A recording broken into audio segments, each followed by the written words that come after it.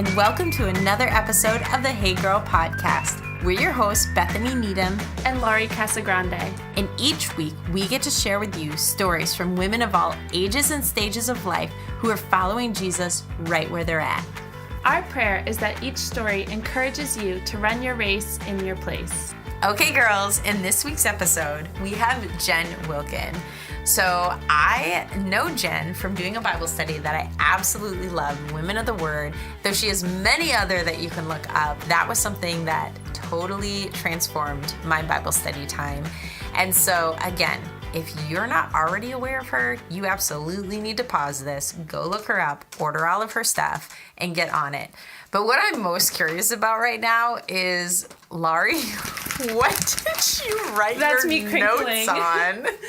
So, Jen, no offense, but I happened to write the notes from your interview on a bag. And this bag I found on an airplane. Yup, it's the ones that are in the little compartment for those that get a little motion sickness. And it was the only piece of paper that I could find, but I really wanted to listen to your podcast, and I was on a flight, so this was what I had to use, or I would have had to use like maybe the person next to me's arm. So I think it was a good one, but I wasn't nauseous at all. I really enjoyed your interview. And I think it speaks to, there's no perfect time to study scripture. There's no perfect time to read a book. And if you just need to get in there, it can be on the back of a throw-up bag. It can be on your phone, whatever works. What's important is hearing these stories and connecting further with Jesus. So without further ado, we are ready to introduce Jen Wilken.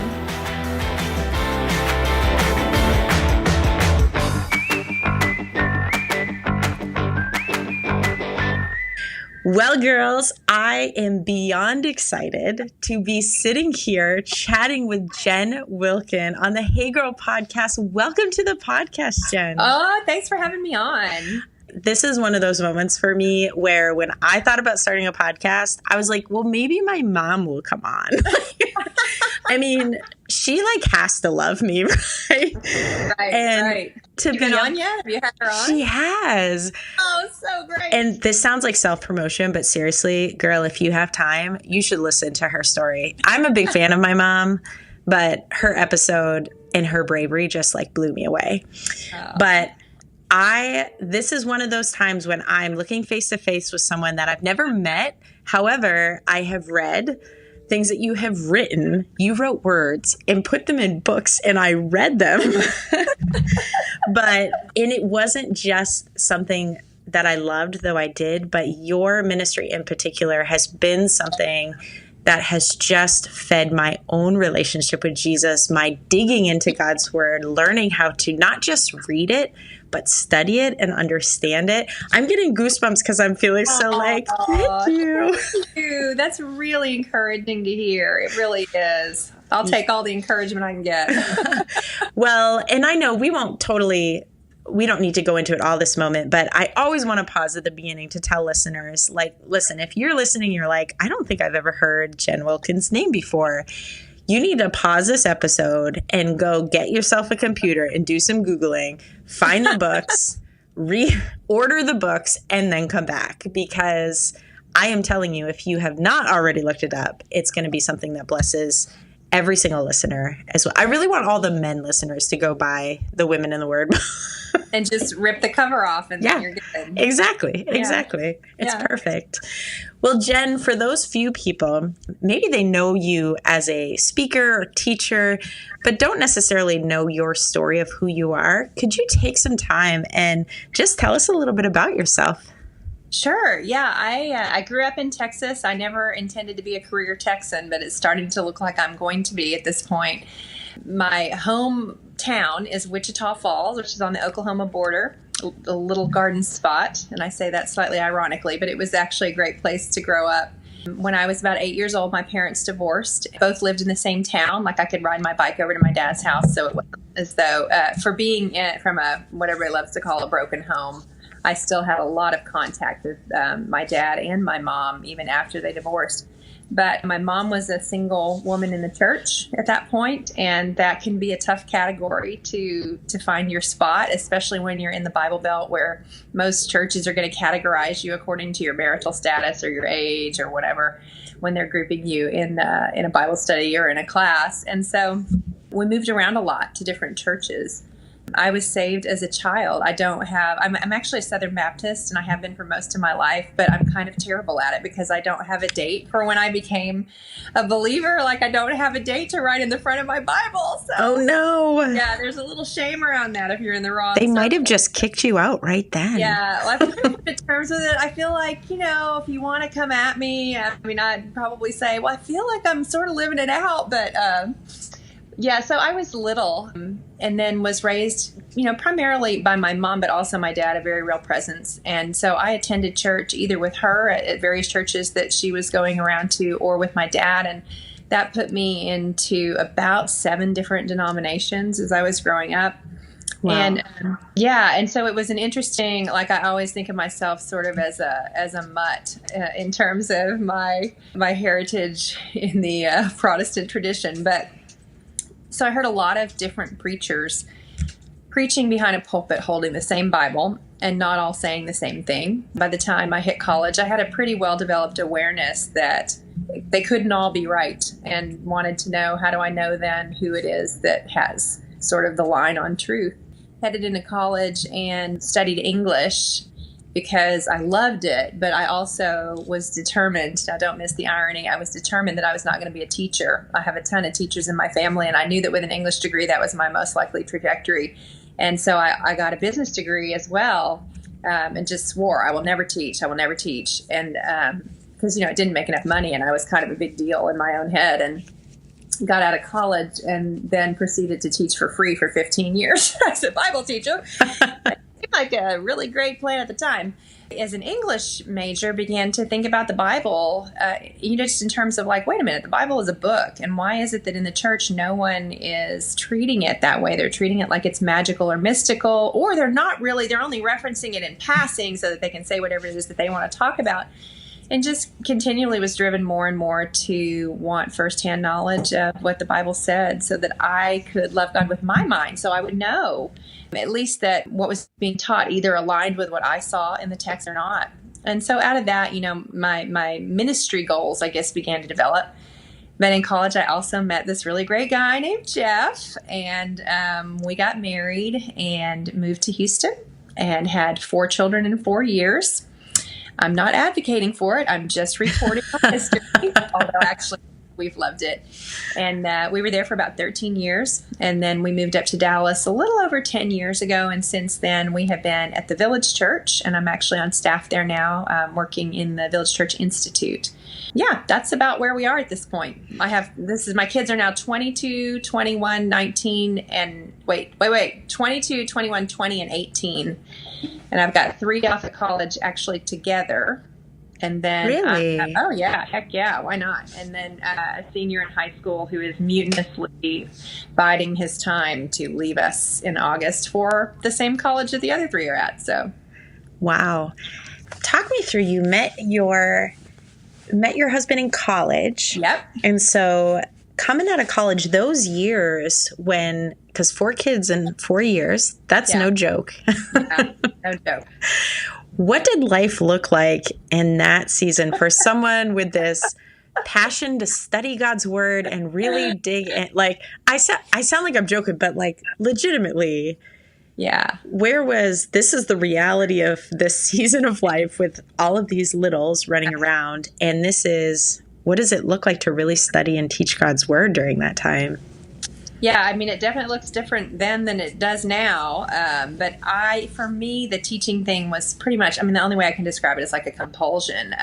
Other children had beautiful baby books that their mothers had filled out completely, and they had home sewn clothing and beautiful organic meals. And my children perhaps didn't have some of those things because my hobby was Bible study.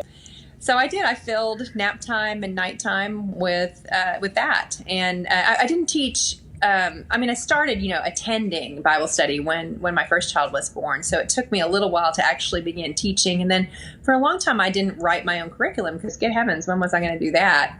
But then once the kids got older, the more that I kind of got my brain back as they got older, the more I did begin, sinking more time into it. I still didn't go back and finish the baby books. I still gave the time to Bible study. And but when they were little, and I tell moms this all the time because, for anyone who's familiar with what I'm asking women to do with regard to studying the Bible, particularly the young mom can be like, you're joking, right? Like I can't even remember what I bought at the grocery store and you want me to sit down and do this. And so I'm very aware of what that life stage is like. And when people will say, how did you do that? My standard joke that's more than halfway serious is, I don't remember. Like, you're just so tired all the time. I was just about to joke when you said, when your kids get older and you get your brain back. And I was like, wait, are you telling me that it comes back? Some of it, yeah.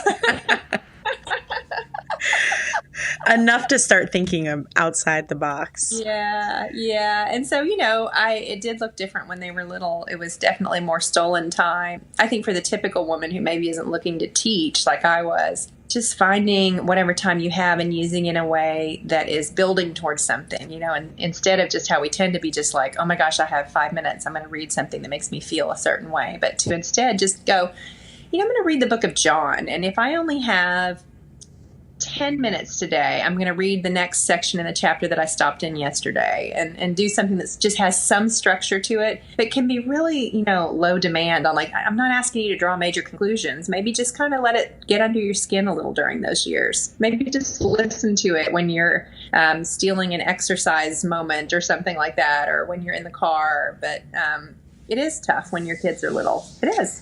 I love that. And I appreciate you even saying the reality of there were things that you had to choose not to do to choose to do this. And obviously you joke like your kids didn't have the home stitched clothing or whatever, their baby books maybe not up to date. They probably had some pretty stellar mommy written children's devotionals by the time they could read. But there were certain things. Now, I don't know if this may not even be an appropriate question to ask, but I'm just going to ask and we can filter if not. But I'm just thinking a lot of moms who stand in that stage and they're making those decisions. And I speak as I'm not quite little kid age, but I'm still, my kids are young enough that there are times when I'm like, okay, what am I choosing between here? And the voice for me, and I see this among my young mom friends, is almost this guilt of, if I don't give this to my child, like there's almost a pressure in the moment. What are they going to tell their therapist 20 years down the line? Like, well, my mom was great at church ministry, but gosh darn it, none of my clothes were sewn by her. Yeah. So I wonder, as someone whose kids are in college and older, have your kids ever spoken to or been like, this is our remembrance of our childhood? What has been kind of frustrating? So it's funny to me to be at the stage where the debrief on their childhood is beginning, because you're like, oh no, it's really nerve wracking. Like, what are they going to say? Because I remember going through that myself, where you look back and you're like, oh, so like everybody's family wasn't doing that, Yep. all those kinds of things. And so I think we're still kind of waiting to see what their major takeaways will be from their childhood. But what has driven me nuts is like, I had these things that I did that I thought were so special and that they were going to remember forever. And I'll go like, Valentine's Day just happened. And I said, oh my gosh, do you guys remember how every year we would do something special for Valentine's Day? And they were like, no. And I was like, I said, what? Remember the year that I made the Valentines and they were all Downton Abbey themed and I set the table? And they were like, nope. So I was like, what? On the rare occasion that I was like, got a gold star in my own book, you guys don't even remember that stuff. They remember all the idiosyncrasies and the crazy things. And so I don't know. We'll have to see. We'll have to see what they come away with. And that's so true of us. If we think about the things that stand out in our own childhood, it's likely not the things that our parents were like, this is the thing that I really spent time on. Yeah. I have a couple of really terrible memories where I feel like I blew it big time, and like to where when I remember them, I just want to cry and keep apologizing for what I did. And I was relating one of those again to my daughter, Mary Kate, who was the person in question who I believed had suffered this massive offense. And I got done saying, and I'm just so sorry. And I wish I had it to do over again. I wouldn't do that same thing again. And she was like, Mom, it just really wasn't that big of a deal for me. And I thought, okay, I feel reassured, but also I'm thinking there's probably something that was a big deal that I totally didn't even pick up on. So it's funny. It's a weird place to be in. It's like, you're old enough to offer critique now, huh? Yeah. Well, it was interesting. When I went back and interviewed my mom, some of that stuff came up was childhood moments. And talk about a weird place for it to come up as we're doing this interview we're about to release to the world. But she was talking about this season. So my mom has wrestled with real severe depression. Mm-hmm. And I do remember that as a kid. But she was describing this chair that my father bought her. And he bought it so that when she was in a really, she wasn't doing well, like she could just, that was her escape. She could just be there.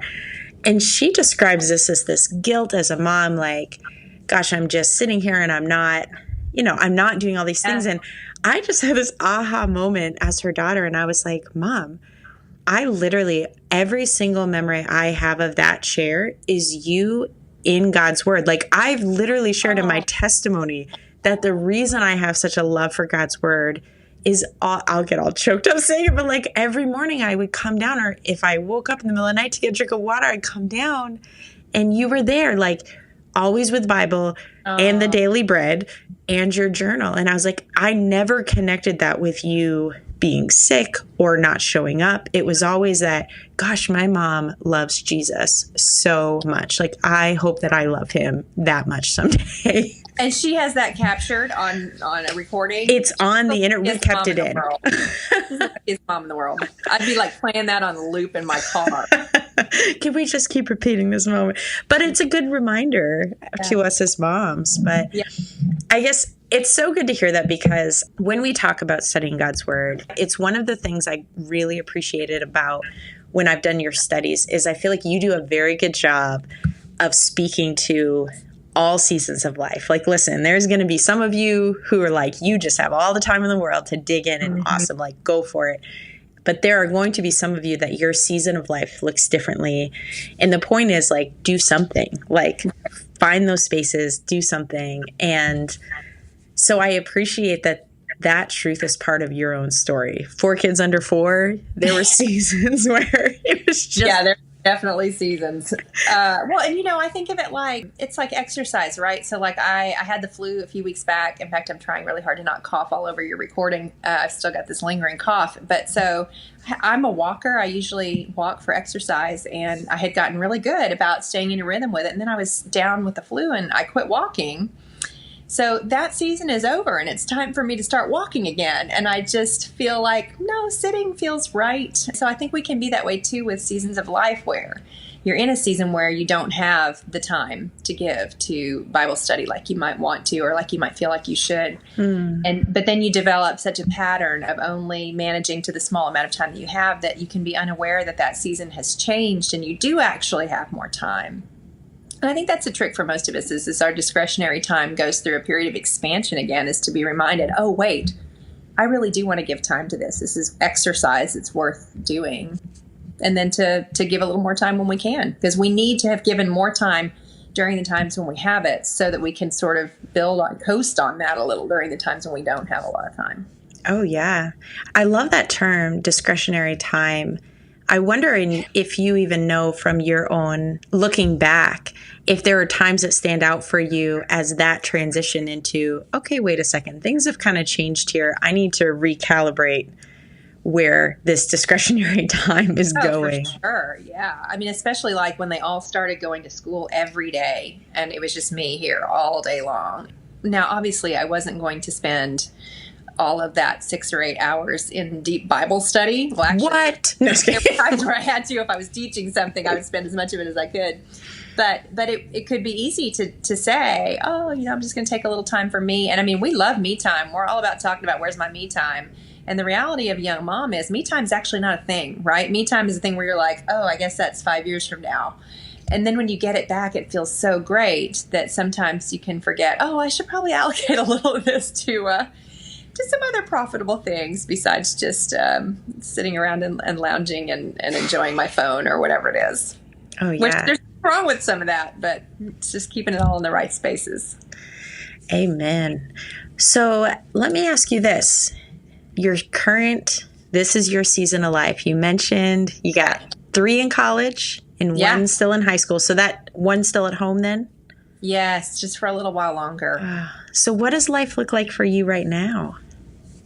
It's been really interesting and good. Like, I think wouldn't say that I have feared the kids leaving, but it does present a lot of uncertainty because I don't remember how to not do that, to have time our time is expanding again in some sense, but also at the same time that I'm having more time from not like cooking a meal for 6 people every night. There has been a coinciding increase in the amount of opportunities that I have to do ministry. So for me, it's been an interesting several years of really not wanting to blow it here at the end and go chasing after something sort of shiny at the expense of these last few treasured months or years that I have with kids at home. I think we've gotten through it pretty well. I probably have a few regrets, but it's not really a linear process when you have your life kind of explode on you. I mean, when I wrote Women of the Word, I thought maybe I could con a few of my family members into reading it. And then the book ended up being something that people responded to, and my life kind of exploded. It was just like, oh my gosh, talk more about that. And what a great problem to have. But it did hit at a really pivotal time for us personally. So that's all been really interesting. And then Jeff and I, even with, Calvin is still at home, but he's got a job. He's doing so. He's not around all the time. So there's already a lot of time with just Jeff and me. And in fact, we took a trip. I had a speaking engagement in the UK. I had 1 weekend in Ireland and then the following weekend in London. And so he went with me and we spent that whole time together. Well, we get on the plane and he turns to me and he says, I just realized you and I have not taken a trip alone together in 23 years. What? So we busted a gut over that. And then we were like, do we even know how to travel, just the 2 of us anymore? So we were like, can we be on our phones and not talk to each other? Like, do we have to talk the whole time? It was really funny. And we had the best time. I mean, it was just like, it felt like when you first get married and you just don't have a ton of responsibilities other than just the 2 of you. And so I think we both felt like, yeah, we're really looking forward to, and we're still fairly young. I'm 49. He's younger than me. He's 47. He's 48 right now. He's already had his birthday, but we're not that old. And so thinking about the possibilities of how we might be able to enjoy these next years, it's pretty exciting.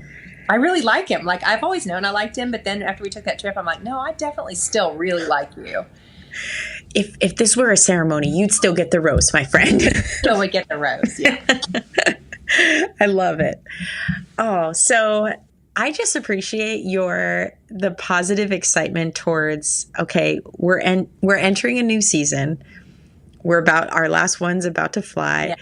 But being excited about it, because we mentioned, I think this was before we started recording, but there's sometimes that, and we can be so guilty of it one another. This is like a calling out all the ladies out there. When we're headed into a new season, is almost this like gloom, doom, like these are all the things like, and I've heard it said about empty nesters. I was telling you in terms of me, I've been hearing this a lot about my 12-year-old daughter going to turn 13. Like, well, enjoy it now because soon she'll be a monster. People have got to cut that out. That is so thanks for taking the time to encourage me today. Yeah, just wait. Yeah. Well, we loved all of that stage. The bad things never came. Praise the Lord, and we love this stage, and so there is loss associated with it. There is, like, loved being a mom and having, not that I've stopped being a mom, but, having them all here. I love having them all here. I loved all the cooking. I mean, you don't love it, but I love that we had 6 people to sit down together at dinner, and it always feels so good when those chairs are filled. But the transitions that we've experienced with the kids have all been at the right time and for good reasons. Like, I thank God for how much we have to be grateful for around that. But it still is like, when you're in the middle of it, it really defines you. And I think we sometimes shame women around that. Like, you shouldn't find your identity in being a mom. And I'm like, okay, well, you tell me how I'm supposed to not do that. Like, can you give me like a step-by-step? Because especially if that's the good work that the Lord has called me to in that season, and I'm working at it as unto the Lord, then I'm absolutely going to find my identity in it, because it's a place that he has given me to be the hands and feet of Christ. And so there should be loss associated with it. There should be a sense of, okay, so what's next and who am I now? It doesn't mean that your foundational identity is ever altered, but we definitely, I don't think we should shame moms around feeling deeply committed and enjoying a particular season. So I just get excited hearing you talk about it, because I'm like, girl, you should just do our mission statement for Hey Girl. Like, why do we do what we do? We do it to encourage women, and for just that reason is life is filled with seasons. Yeah. And so many of us are in different seasons, but if we spend, and unfortunately, whether it's friendships, culture, you can blame it on a myriad of things. The enemy, there's this temptation to always see a season ahead or a season behind, and them just cloud our perspective on the season we're standing in. And like, the season behind us is just that, it's behind us. And like you said, there's a healthy mourning of, I miss it, whatever it is, but also it's not where you're at now. And whatever God has up ahead, like, truthfully, my 12-year-old girl might turn into a nightmare, but right now she's 12 and she's amazing. Well, and why would you live every day in anticipation that she might turn into a nightmare? I know, right? Just think about what we're teaching people. Like, just live your life assuming it's almost that the next shoe is just always getting ready to drop. Like, that's a horrible, a horrible way to live. It's horrible. It's unchristian. Yeah. And yet we do. That's not our faith. Yeah. Yeah. But we say it. Yeah. But it's at the same time. People don't mean it. People don't mean it in an ugly way. They're meaning it with a wink. They mean it for humor. I get that. But it's just true. Yeah. I think it's so good. It's so good for us to remember, and that's why we talk about this, not just run your race, but run it in your place, is what does it look like for you to just quiet the other voices, the other looking ahead, looking behind, and just look at what's right in front of you. And like you said, without shame, fully embrace that place that God has you. Like, if you're single, fully embrace the singleness that God has you in. If you're married, fully embrace this role as a wife. If you're a mom, the same, grandma, whatever it is. Yeah. And man, if we all did that, like, how different? Yeah. How different would the church look? Would just women in general, our relationships with one another, to be able to fully embrace our own race, but then go even further than that. And because we're confident in living out our race, we can now celebrate and cheer on the sister that's in a different season, even if maybe their season is sometimes what we wish our season looked like. There's a French proverb, I'm not going to remember it exactly, but it says something about discontentment as our false belief that someone's life is better than ours.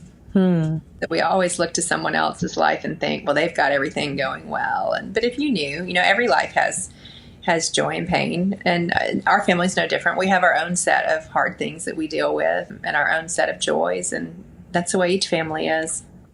So you just paved the way into my next question, which is... I'm really good at this. You are so good. You're like a professional interviewee. Yeah, totally. Maybe that's your next season. You're just going to hop from interview to interview. And wow, that's fantastic. Spread the love. If you do it over Skype or FaceTime like this, you don't even have to get dressed ever. You have to wear a nice shirt and hair, but you can wear your pajama pants. It's fine. No one ever knows. I could be wearing my pajamas from the waist down. No one would know. Yeah. Seriously, it's a wonderful life. But I'm going to use your language to ask the question, which is, for you in this season, what are some of those joys and what are some of those challenges that you're facing right now? I think the joys are exploring what to do with this newfound time and asking the question, how do I want to spend time in my local church? And then also I find myself with a ministry that extends beyond that. And so how do I want to allocate time between those two things? It's a relatively new thing for me to be serving in an official capacity in my local church. And it feels like such a treasure. The local church is where my heart is. But by the time I got into a role in my local church, I already had this other thing out there that I never expected or sought. And so I'm always wanting to be sensitive to how to make sure that my first concern is for the people with the names and the faces that come to my study each week and that sit in our pews, and that anything other than that, anything that happens outside in the Big C church is an overflow, but not an end in itself. And so that's always a challenge, and it can pose some hard questions with regard to, like, how do I schedule things, or who do I say yes to and who do I say no to? And then, sometimes because there are so many things pulling on me from a ministry standpoint, I don't always get it right in terms of our family calendar. And so there have been occasions, even though despite my best efforts, I've missed times where I wanted to be home because something was planned a year and a half in advance or something like that. And I can feel conflicted about that sometimes, but I also do understand it's not a linear process. It's not a perfect process. Sometimes it's just not going to happen. And everyone, the family, all have a ton of grace for it. I do think having adult children or semi-adult children who are now finding themselves meeting peers who know who their mom is has been weird. Yeah.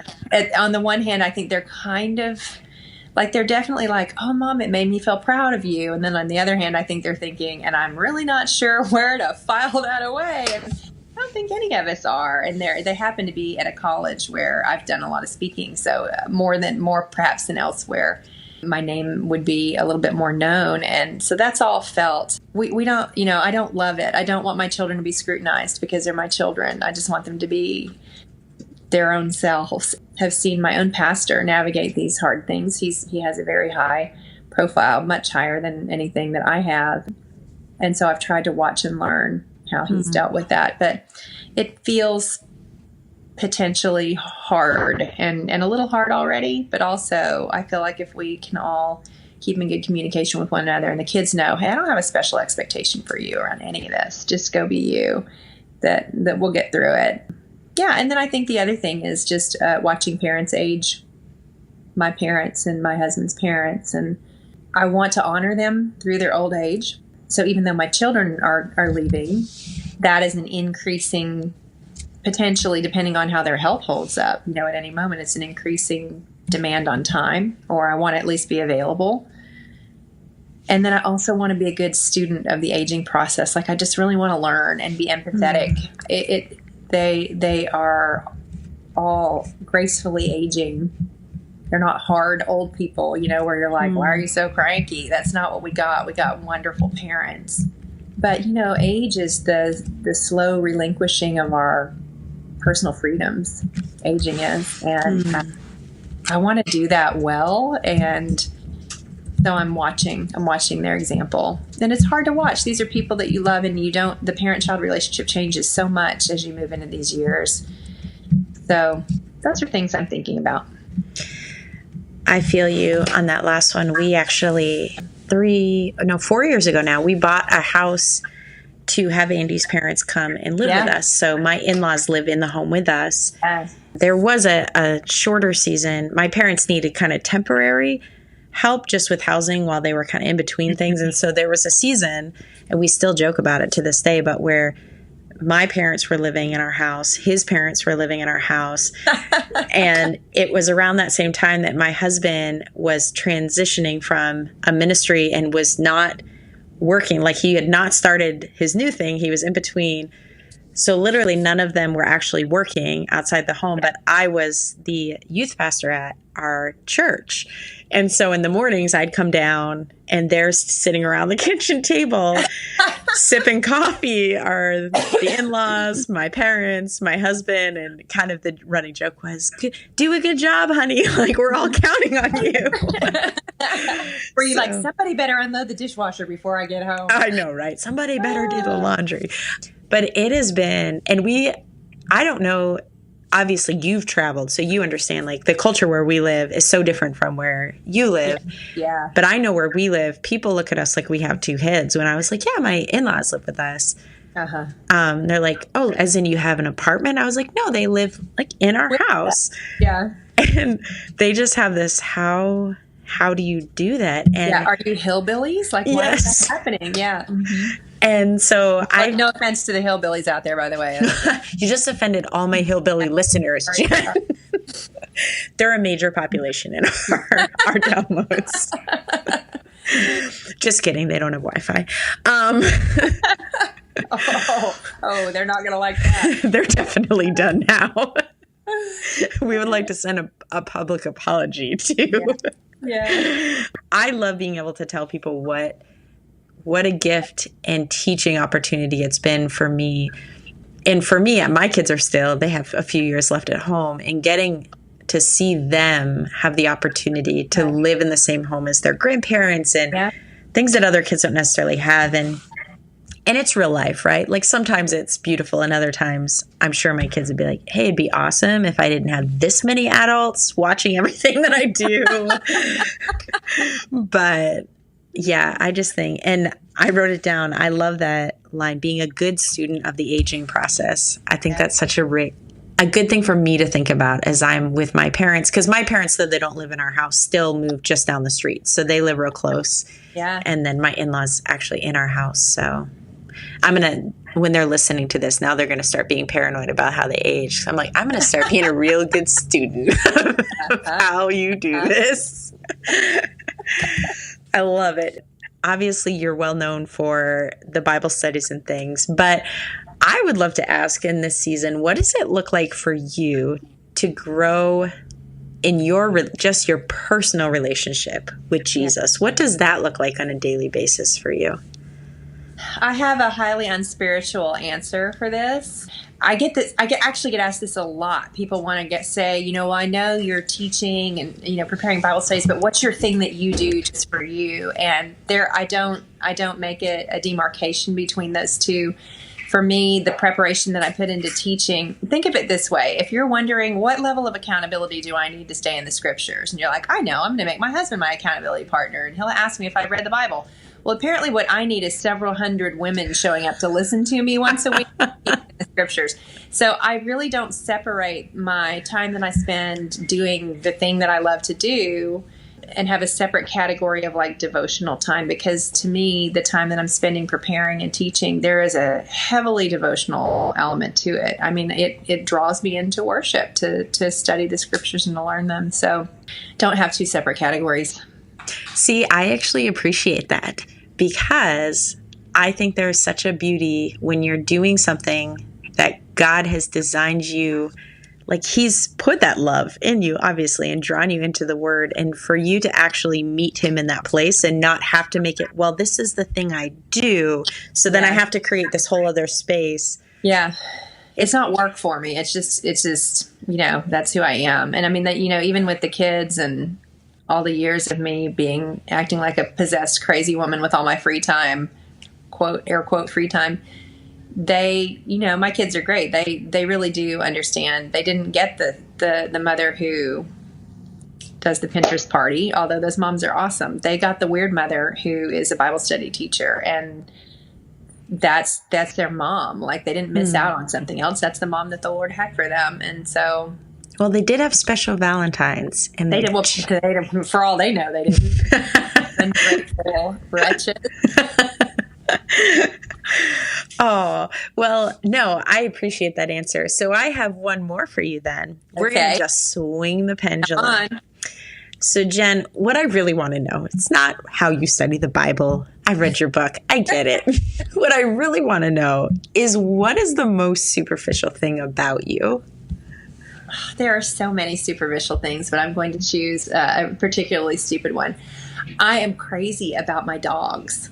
I have 2 pugs. And in fact, anyone who follows me on Instagram probably already knows this, because I straight up said on Instagram, I really don't care if you're here for spiritual things. You're going to see pictures of my dogs. So, I love these dogs, and I used to make fun of people like me. I used to be like, it's a dog, like, pull yourself together. And then we were gifted a litter mate set of pugs by my stepmother, who is crazy in all the best ways. We have had nonstop comedy in our lives ever since these dogs joined us. And I turned from a person who said some very nasty things about dogs and dog ownership into a blithering idiot who takes pictures of her dogs all the time and is currently looking for a way to adjust my theology to ensure myself that they will in fact be with me in the New Jerusalem. That is amazing. God is just so funny how he chooses to humble us. Now you have me searching, because, girl, we have this superficial thing in common.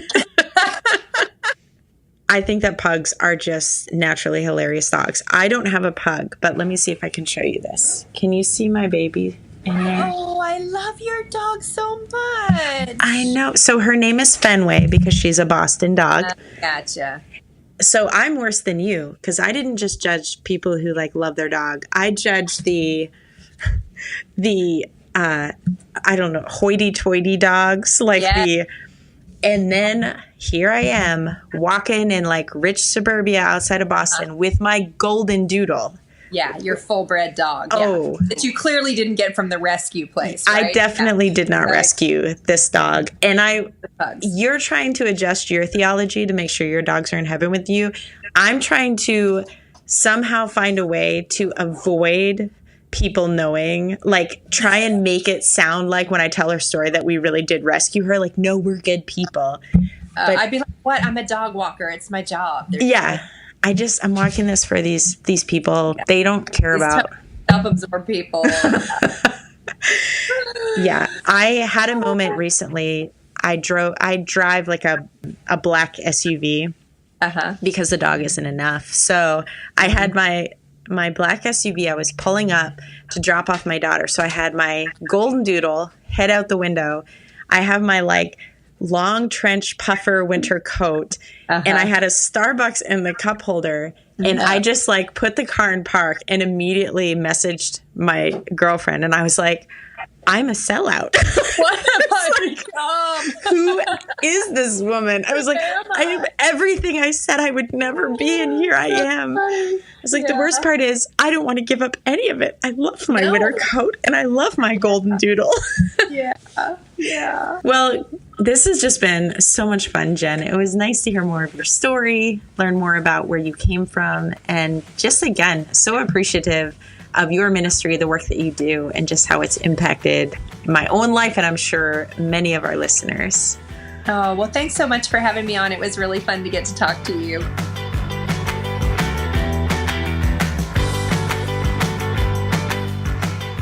Okay, ladies, that was Jen. I loved her. Like, she's one of those where I wasn't sure what to expect, because all I've ever done is read the studies that she put out, which is totally different than having a conversation with someone. But on the backside, she was so laid back, so easy to talk to. I really felt like what we hope every episode is, that we're sitting, having a cup of coffee, enjoying conversation. Like, the entire thing felt that way, to the point that probably some of what I said got edited out because I was maybe too comfortable and my filter was not closing fast enough. Yes. But there was a lot of things that stood out to me, but one of the things that she just spoke straight to my heart in my season of life was when she talked about that transition of when she wrote Women of the Word. And all of a sudden, these opportunities to speak and do all these things started flowing in. And there was this temptation. She described it as like chasing after the shiny thing, like, oh, this is this cool new thing. and realizing, okay, I could do that, but I also just have this last time with my own kids, like here at home. It's this time that I could either treasure and really embrace, or I could chase the shiny thing. And that decision to try and figure out what that looked like, to really still be with her family and be present with them. And that, I feel like I'm in that tension right now of my kids. They're at an age where they're independent enough that it's almost tempting to like go chase shiny things. But I also only have like my baby girl in 6 years, she'll graduate high school. Like that sounds crazy, but it goes like 6 years. Oh my gosh. It's going to fly. And so I've had to keep coming back to, there'll be plenty of time to quote unquote like chase shiny things, but I'm never going to get these years back. And so I just so encouraged by, and I feel like God definitely was reminding me through Jen that where I'm at right now, being home with my kids and a slower pace of life and things looking very different, even though I'm not in like real full-time professional ministry anymore, that I'm exactly where I'm supposed to be, and that these are really treasured years that I potentially could look back and be like, man, I wish I'd been more present, but I definitely am not going to look back and be like, man, I wish I worked more. Isn't that like one of the biggest challenges of this world, is how we spend our time, and the fact that there is no reset or go back button? The fact that you're recognizing now that there's only 6 more years, you are able to kind of act on that and savor it. I love the idea of savoring versus devouring it and just kind of getting through it. Oh, yeah. I like that picture. Yeah. And I'm not naturally a wise and insightful person, so I'm incredibly grateful for the... Are you lying to our listeners I'm not now? lying. I think you're wise. I mean, the reason that these things, I'm able to think about them on this end, is because of women who've gone before me, who have spoken this wisdom over me and to me. Women like Jen, women like my mentor, Karin.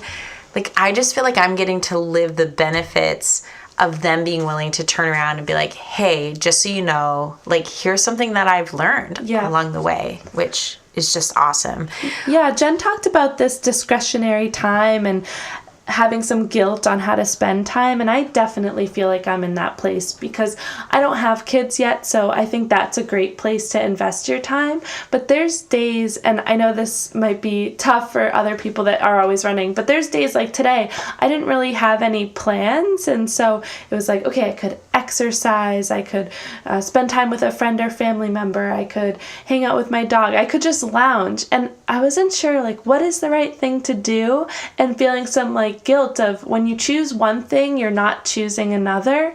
And so it's not always as easy as it seems of, hey, I have a day, and when I look back, how do I want to say that I spent it? I think even though it's easy to be like, I don't want people who never have those days to be judging, but I will say as a mom and a wife, I find those kind of days are the hardest. Yeah. It's easier for me to have like this laid out, I have to be here and there and do this and this and this, but when it's wide open, I almost feel this like unsettledness. Nakedness. Yes. Like it's 2:00 and I'm like, what did I do? Oh, should I do something now? I don't know. It's getting kind of later. You feel out of control all of a sudden. Like, what is happening? And then I want to be impactful. Like my career's impactful. And so I have this like drive that like every day is worthy and meaningful. But I'm going to drive myself to the ground if every day I'm trying to volunteer and to pour into others. And so what does it look like for discretionary time when I'm just lounging and watching a dumb movie with my husband and not allowing myself to feel guilty and just saying, okay, that's what today is. Yeah, no, absolutely. Time is tough. Any scripture verse that talks about time always like pulls my heartstrings. I'm like, yes, I needed to hear that. Because it's like that thing that you can't get back. Like you can't buy time. What is a movie? Oh, yeah, Just in Time or something. Yes. That one, I was like, this is the dumbest movie I've ever seen that actually hits on a legit thing, which The other one was Click that I saw with Adam Sandler where he like fast forwards through time and then I like cry at the end. I cry at 99% of the end of movies, by the way, and some of these podcasts, but we crop that part out. We crop out our ugly cry. Yes. Oh, no, it's so true. Other things from Jen, one of the things she said that I have never heard anyone talk about this before is being a good student of the aging process. That was, I don't want to say it's rare that this happens, but someone says something that I've literally never had a conversation about this, and it hit me. Like, am I even doing that? Like, it's so easy with people that are retired or elderly or whatever.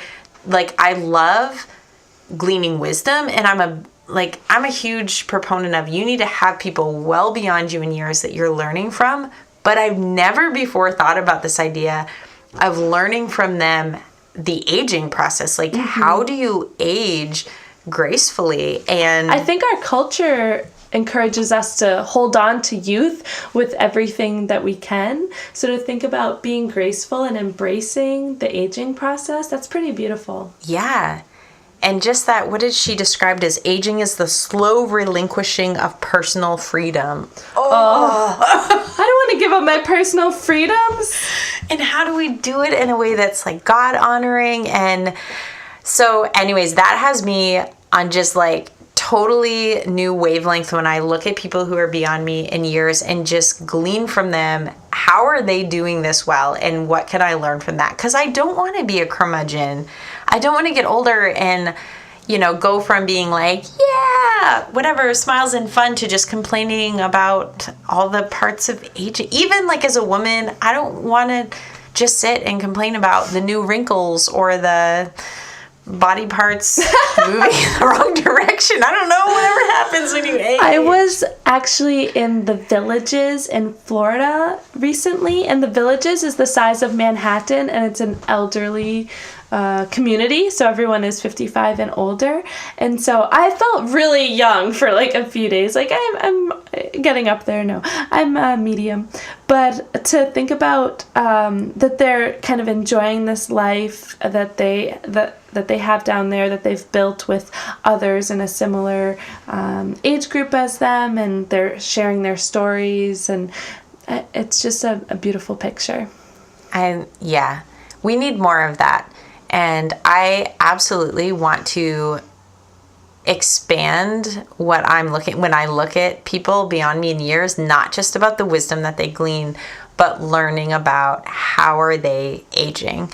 Because up until this point, I've not given it a lot of thought. And I am starting, and I'm at the beginning of it, but I'm still at that age where more and more conversations happen amongst friends that are what our bodies do now that they didn't do before, or what they don't do now that they used to do. And just being aware of, I want to celebrate every age and stage that God puts me in. And so what does that look like? How do I do it with, like, intentionally do it? And for that to be part of my testimony, I don't know, it just like... It makes me think of health too. Like, you're working at a gym now, and as you're getting older, like staying vibrant, staying lively, working your heart out, and cardio or yoga or whatever it is for you, like that's really important to be graceful. Yeah, absolutely. Anything else from Jen for you?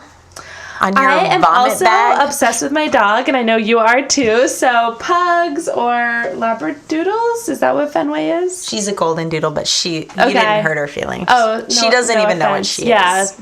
Anyway, doodle.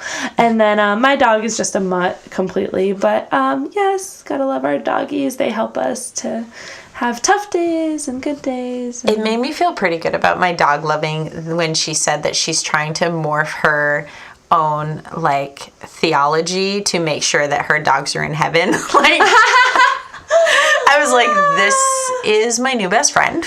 Yes, all dogs go to heaven. I love it. We got to find scripture about that. Yeah, for real. Well, Jen's working on it. Maybe it'll be out in her next study. You never know. Ooh, can't wait. Well, Jen, thank you so much for coming on and being a guest. And listeners, thank you for taking the time to listen to yet another story and testimony. And I hope that this was an encouragement to you, and just praying that the words that Jen spoke will be things that God really stirs to speak to your life, exactly where you're at, what you needed to hear. And if you haven't already read her book or done any of her studies, look them up, because they're definitely worth your time. And as we like to encourage each week, no matter where you're at right now, we want you to continue to run your race in your place and be awesome for Jesus. So without further ado, we are going to interview Jen Wilken. Oops. That was so great. No, say it again. He'll just cut that out. Okay.